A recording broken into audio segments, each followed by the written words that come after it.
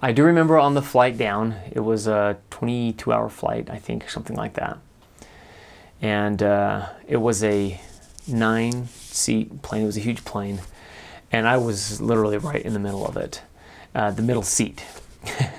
And I just remember it was nighttime and we were flying, and I just perceived this light out of the corner of my eye.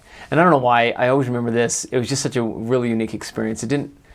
But I just remember looking, what is that light? Where is that coming from? And I looked out, somebody had their little window shutter pushed up, and just out there was just the full moon, just shining right through, and just hitting me on the face. And there, like I said, there was nothing spiritual or uplifting or anything like that. It was just, I was how many thousands of feet in the air, and then just there, the moon in all its glory was just shining right through, just right on my face as I'm stuck right in the middle of this huge airplane flying down to Brazil on my mission. It was a fun experience. But I do remember flying into Brazil. I kind of had this really naive concept that I'd be kind of hacking my way through the bush to teach people in loincloths and whatnot. But as we were flying in, I had to fly into Sao Paulo first before we flew into my mission. And we were flying and just gliding over the city of Sao Paulo. And I was just like, how big is this city? It was just huge. And we just flew and glided and glided and glided for the longest time, it seemed like, until we finally landed. I'm like, wow, okay, this is clearly not what I thought it was. And Belo Horizonte, which was the mission I was in, was not much smaller. It was just a huge city. So that really took me by surprise, and I was really, it was a little bit more of a culture shock that way.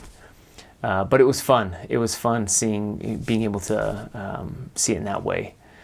When we got there, the mission president, now I had my mission president for the full 3 years, or for the full 2 years that I was there. He had just gotten there like 6-7 months previous to that, and I left with him still as my mission president.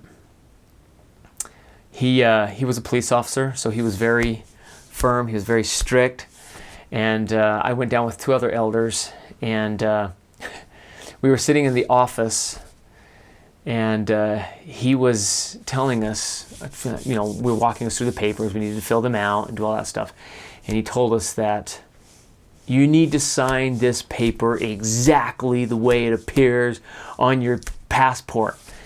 And when he's saying exactly and emphasizing it, we're just sitting there and I'm like, does he mean exactly like curve for curve? I'm just and we were hectic because we were like about a week and a half behind schedule. So we had thrown off the entire transfer because of visa issues.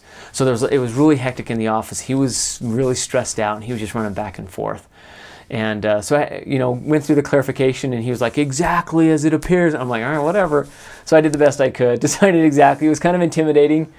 First introduction to the mission president.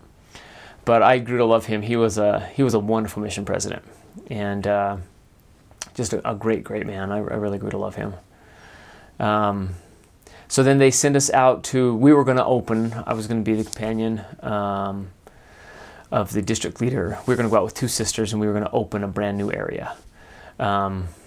Previous in the history of the mission, the missionaries were intended to go to this area, but they got off the city too early, and then the work just kind of took off from there. So they never actually quite made it to where they were supposed to go.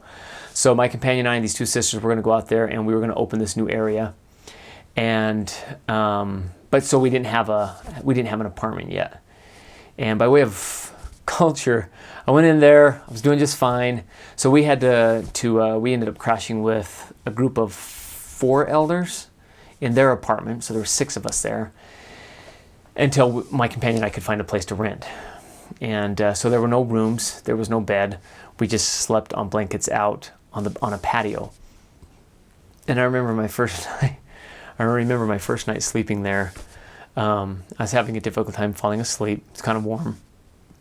But I was kind of feeling a little uncomfortable. It started to drift off. But then, kind of like in the movies when they're lost in the woods or something like that, and in the background you can hear the wolves howling, and it kind of keeps them up and kind of keeps them panicked. I just remember relating that to my experience, because that first night there were roosters crowing all night long. I'm like, what?